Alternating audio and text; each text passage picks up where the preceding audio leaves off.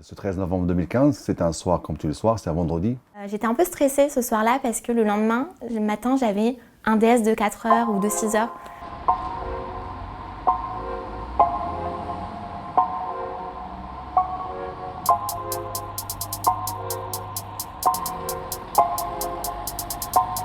Quand j'étais dans la fosse par terre, quelque chose me venait en tête, je me rappelais tout le temps, j'ai envie de vivre, j'ai envie de vivre, j'ai envie de vivre. Si j'avais été 50 cm plus à gauche, je serais pas là.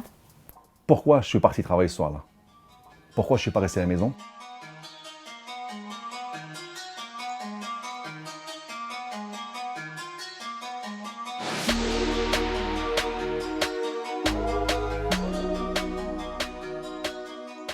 Le 13 novembre, c'est un changement de dimension. Je me suis dit qu'on y était, quoi, et que la menace d'attentats terroristes de grande ampleur qu'on redoutait depuis des mois venait de se réaliser et qu'on était en plein dedans. Qu'est-ce qui se passe?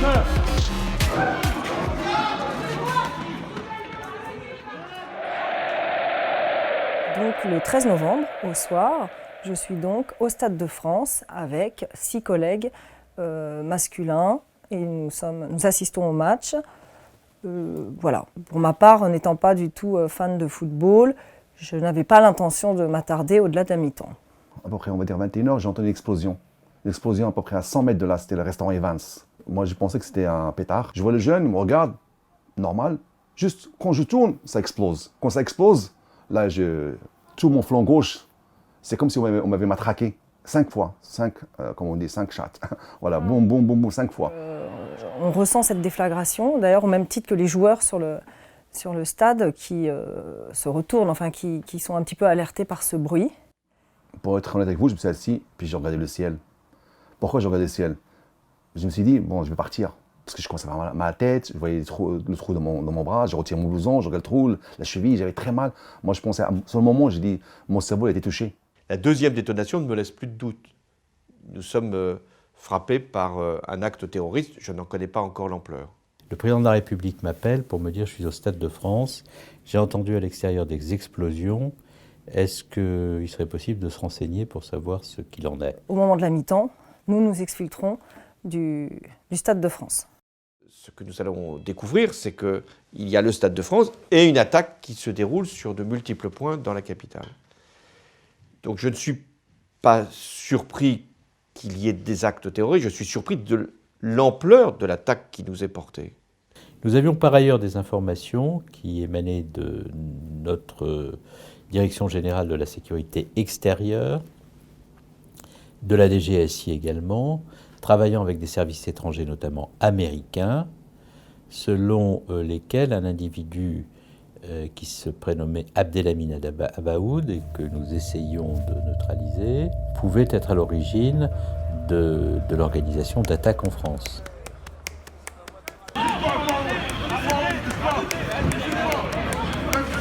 Monsieur, qu'est-ce qui s'est passé? Il y a eu un attentat. Comment ça s'est passé? On ne sait pas s'il y a des forces de l'ordre, je vois que c'est très agité au fond de la rue. Il y a des gens au milieu du carrefour. Donc j'approche et il y a des mots-clés qui viennent très vite grâce aux gens qui sont sur les lieux. Il y a la notion de cagoule, la notion d'arme de guerre, j'entends le mot Kalachnikov. On a une cinquantaine de personnes qui courent dans tous les sens, qui hurlent, qui crient et avec beaucoup de victimes allongées les unes sur les autres. Je voulais comprendre ce qui s'était passé. Et donc effectivement, j'ai entendu des gens, notamment au carillon.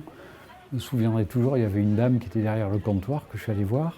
Et donc elle m'a raconté la voiture arrêtée, le commando qui descend et puis qui rafale au fusil d'assaut. Donc effectivement avec ça, c'est important quoi, hein, en termes informatifs.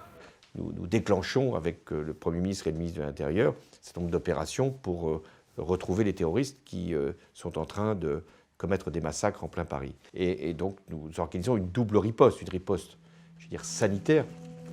Il faut s'occuper des blessés, faire que les hôpitaux puissent les accueillir, les sauver, et puis une riposte sécuritaire pour retrouver les terroristes et essayer de neutraliser ceux qui ont commis un certain nombre d'actes et qui peuvent être tentés de fuir. On prend la direction de la rue de Charonne. Et en fait, on ne roule pas très longtemps, quelques minutes, et là mon directeur me rappelle en me disant « Non, non, tu vas au Bataclan ». C'est dingue.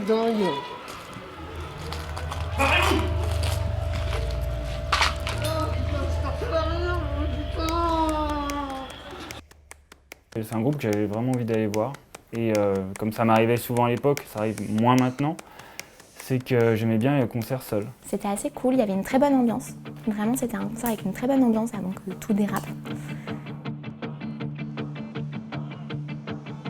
J'ai mis énormément de temps à comprendre qu'il se passait quelque chose parce que, en fait, immédiatement, il y a eu un énorme mouvement de foule où tout le monde s'est écroulé, quoi, et on s'est retrouvés par terre. Enfin, je vois du monde se plier comme, on va dire, un champ de blé face à du vent.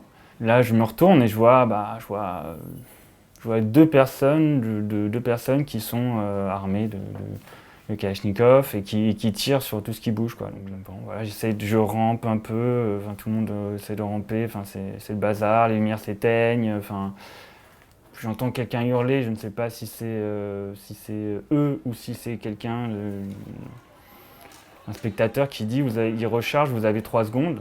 Et là, je prends mes jambes à mon cou et je cours. Je pense que je fais 3 pas pour faire 10 mètres. En fait, le moment où un des terroristes s'est fait exploser sur la scène, je me souviens que ça a été un bruit très très fort et que j'ai ouvert les yeux et que j'ai vu... En fait, dans ma tête, je me suis dit « Ah ben, le canon à confetti, il a explosé, quoi. Il y a plein de confettis, et vraiment. » Et ça a été assez dur. C'était très violent de se rendre compte a posteriori, mais des jours après, qu'il n'y a jamais eu de confetti, quoi. J'ai juste vu quelqu'un juste s'exploser. Lorsqu'on rentre, en fait, on a une vision un peu déstabilisante parce que, d'abord, il n'y a pas de bruit. Contrairement à ce que j'ai pu entendre parfois à ce moment-là, il n'y a pas de bruit. On a découvert des centaines de personnes couchées dans la fosse. En fait, je me souviens particulièrement d'une personne qui est probablement, je pense, décédée, hein, qui avait vraiment des râles de douleur, quoi. Entendre une respiration. Et en fait, c'est des trucs où... C'est horrible d'entendre ça, quoi. Juste quelqu'un qui est en train de mourir et de pouvoir absolument rien faire. On ne sait pas combien il y avait de terroristes au début de l'attaque. Tout ça, ça prend même des jours avant de tout débriefer. Donc à ce moment-là, on ne sait pas combien ils étaient au début. On ne sait pas si certains terroristes sont partis avec... la partie des spectateurs qui ont réussi à s'échapper par les sorties de secours pendant l'attaque ou avant qu'on arrive. On ne sait pas s'ils ne sont pas postés dans un coin d'ombre pour nous tirer dessus, on ne sait pas s'ils n'ont pas laissé des engins explosifs improvisés, on ne sait rien. Je me souviens regarder par terre, voir des gens qui étaient morts, et d'un coup la gendarmerie qui me dit « Non, non, vous ne regardez pas là, vous regardez là, dans les yeux ». Et ça, je m'en souviens très bien. Mais ça n'a pas effacé l'image, malgré tout. Au fur et à mesure qu'on avançait, on trouvait des blessés qu'il fallait faire prendre en charge. On trouvait des personnes qu'il fallait rassurer, sortir. On a ouvert des portes de toilettes dans lesquelles il y avait 5-6 personnes tassées. On a vu des gens sortir des placards électriques, des faux plafonds. Les gens s'étaient cachés partout. Là, on était dépassés. Je savais que je devais faire des choix, à la fois sur qui faire partir en premier, avec l'aide des médecins qui étaient dans cette cour, et on n'était pas assez nombreux. Des scènes de crime avec une multiplicité de victimes, on en fait de temps en temps, où il peut y avoir 4, 5, 7 victimes. Et là, au Bataclan, c'était vraiment la pluralité des victimes. Voilà, c'est une scène de guerre. Ce n'était pas des explosions, c'était que des blessures par balle. Et avec des armes automatiques type Kalachnikov qui entraînent des blessures qui sont très sévères et délabrantes. Il y a l'identification des victimes, mais surtout l'identification des kamikazes et pour essayer de voir est-ce qu'il ne va pas y avoir un autre attentat quelques heures plus tard. Donc en fait, et ces deux choses sont prioritaires. Il faut déclencher l'état d'urgence ce soir, cette nuit. Nous en aurons besoin dans les heures qui viennent pour procéder à des opérations massives qui seront bien entendu désagréables, mais qu'il faudra faire pour assurer la sécurité des Français.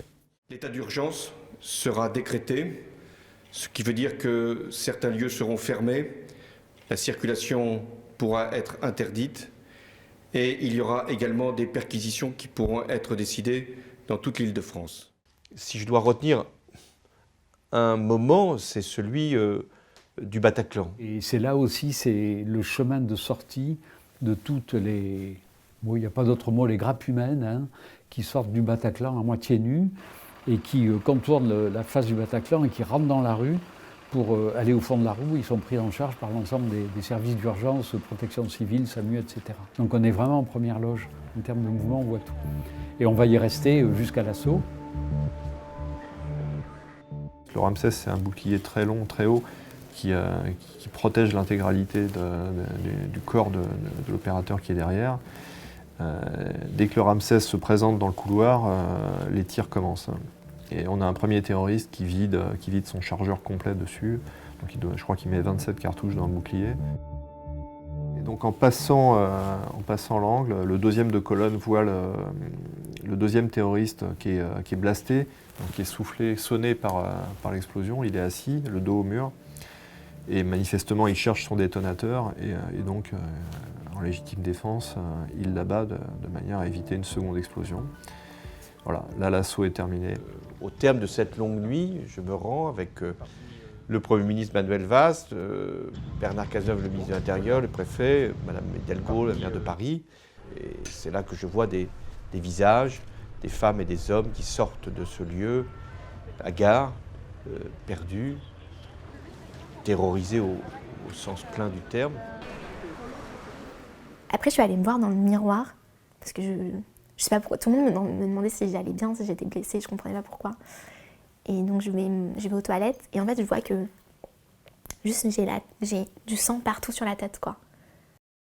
Je me souviens que je me douche, et là, je tombe carrément en larmes dans la douche, quoi, parce que d'un coup, il n'y a plus personne pour nous observer, on se sent, on va dire, permis de craquer, mais voilà, quoi, je tombe en larmes, je sais pas, je me retrouve recroquevillé dans la douche, avec l'eau qui coule, enfin, voilà, quoi, j'ai dû rester une demi-heure.